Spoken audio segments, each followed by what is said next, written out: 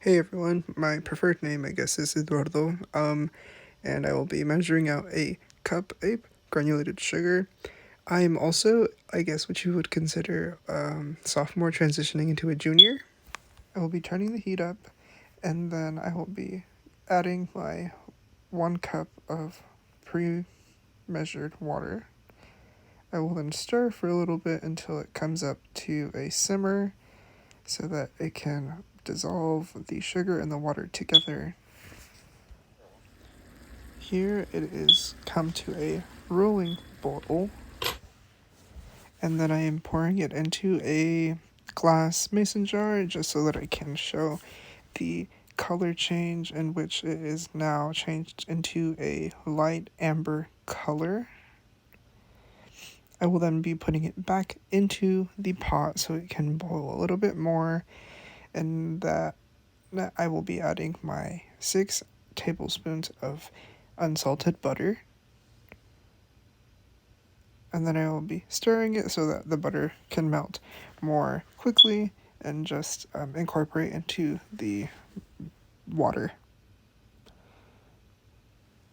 I am then adding my heavy whipping cream, which I have pre-measured out just so that I can have more ease when pouring things into the pot. I chose to take this class to give me more hours so that I can keep my scholarship. Here I am adding a tablespoon of salt to the mixture just so that it can balance out all that sugar that has been added. And then it actually started to thicken up very quickly after this, and it even became very grainy, which was concerning, and it was not darkening at this point, it was just getting really thick.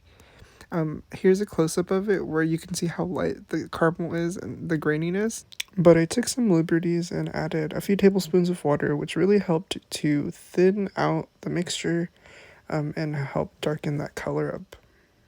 I continue to let the mixture reduce for about 30 minutes after adding the heavy whipping cream, and it made it more viscous in texture, but it looked a lot better than it did previously. It was darker, it was more liquidy, not as grainy, it was more smooth, and as you can see, it even coats quite a bit on the spoon that I have in my hand. If I were to remake this recipe, I would probably start by liquefying the solids and then adding the liquids. This experiment produced a very buttery and rich caramel with a slight saltiness to it, which was enjoyed by everybody in my family.